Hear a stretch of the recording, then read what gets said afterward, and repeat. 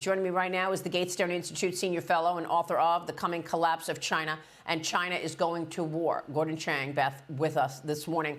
Gordon, interesting to see China getting involved and calling for a two-state solution. Your reaction? Well, of course, China is going to ask both sides to exercise restraint because Hamas is engaged in this brutality. The rape is just horrific, and China won't condemn it. China won't condemn it because I believe it's supporting Hamas's attack. Remember, Hamas is a proxy of Iran. Iran, in many respects, is a proxy of China. China fuels Iran. It's Chinese money that is supporting this war and on the Hamas side. And I think we're going to find eventually Chinese arms will have been used by Hamas, although that has not yet surfaced. So we are seeing China's full-on support for this. And what we should be hearing from Beijing as well as Washington is, look, that Hamas needs to pull back, it needs to stop, and it needs to be punished for this brutality. And no doubt this is the subject du jour of the delegation there from Washington. Chinese President Xi Jinping meeting with that delegation of U.S. senators in Beijing this morning. Senate Majority Leader Chuck Schumer told Xi, we understand that he was, quote, very disappointed by China's failure to condemn the attack from Hamas. Schumer is leading this delegation. It is 6 senators in China. This week, they're going to China, South Korea, and Japan. Gordon, what can get done, and what do you make of Schumer's response to Xi that we're hearing?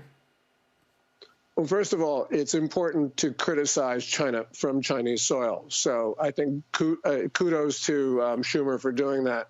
The problem with this trip is a fundamental one, and that is that China is putting itself on a war footing. It is preparing to go to war.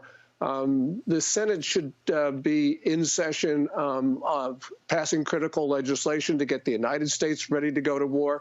So these senators should be in Washington making sure that we can defend ourselves, our friends and allies. Nothing's going to get done on this trip.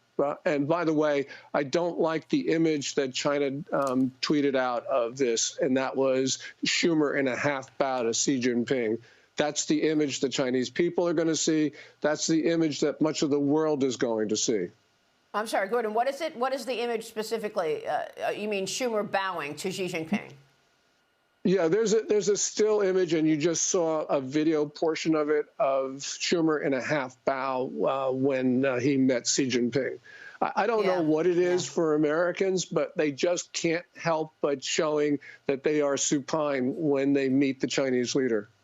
Yeah, and this is just one more trip on top of 4 other trips that the administration has taken to Beijing to try to improve relations, I guess, Gordon. What is the point of all of this as the Communist Party keeps sending massive signals of aggression, whether it be the surveillance balloon or the bullying of our ships and planes, and yet we keep going back there? Yeah, the administration has shown desperation to try to establish a communication channel with a regime that has no interest in sharing the planet with us, which in fact had for decades, well, for years, has been planning to go to war on America, and with fentanyl has been killing Americans to, maybe 75,000 last year, according to preliminary CDC estimates. So we think we're at peace, and that because of that, we can lose our country. Yeah, and in the meantime, we are now dealing with war in the Middle East. The Department of Defense announced it was deploying the Ford Aircraft Carrier Battle Group. It includes an Aegis cruiser, 4 Aegis destroyers. So the administration is pushing back, showing solidarity with Israel. President Biden told reporters on Friday that he expected to meet with Chinese President Xi Jinping in San Francisco next month, Gordon. We don't know whether or not this meeting is up in the air or whether it is on, but here's the president on Friday. Watch this. Got to get your reaction. President, what are the prospects for a meeting between you and President Xi of China in San Francisco next month? There has been no such meeting set up, but it is a possibility. No commitment there, Gordon. We just don't know. I mean, this is up to the Chinese, let's face it. Yeah, and President Biden should have said, as long as the Chinese are killing Americans with fentanyl, as long as they are preparing to go to war on America, as long as they are stealing our intellectual property, as long as they're behind COVID, there will be no meeting with China. We will impose the most severe costs on China to protect our friends and allies, and we will get justice for the American people. That's what Biden should have said. That is so spot on, Gordon. How does this war in the Middle East change things in your view? You talked at the beginning of our interview here about support, indirect support, but support nonetheless. So maybe it is direct support from China on Iran.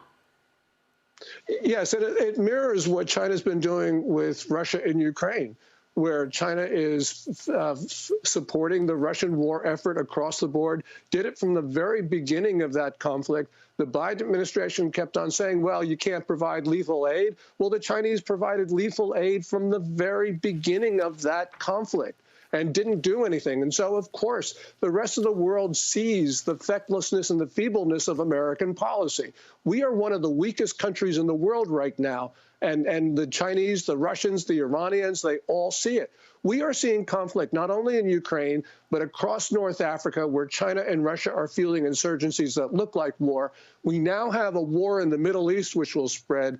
I think that we are in the beginning of an era of constant turbulence, which could be the beginning of a global conflict, because this is spreading very, very fast, Maria.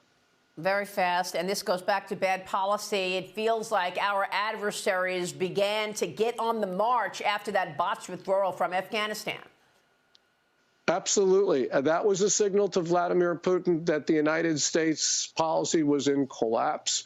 You know, we have seen that not only with Russia, but also in Saudi Arabia, in Brazil, across the world. I haven't seen such a rapid failure of American policy and collapse of our standing in the world.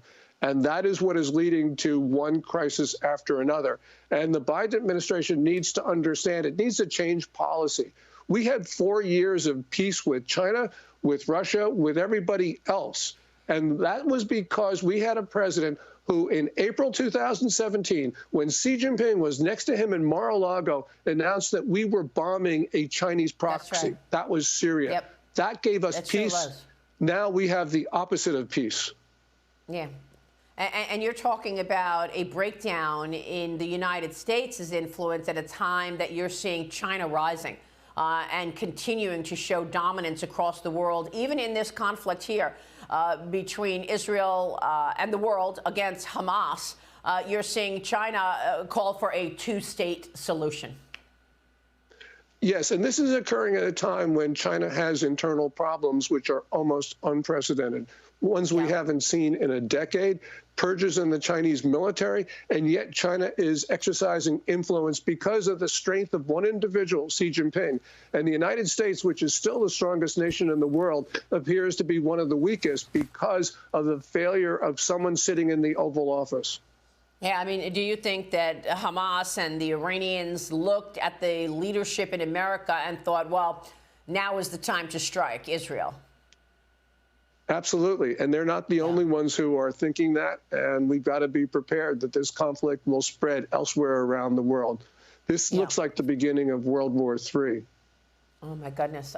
Gordon, thank you. We're going to be watching all of this, and we so appreciate your insight on all of this. We will bring you live updates of the war underway between Israel and Hamas this morning. Gordon Chang, thank you.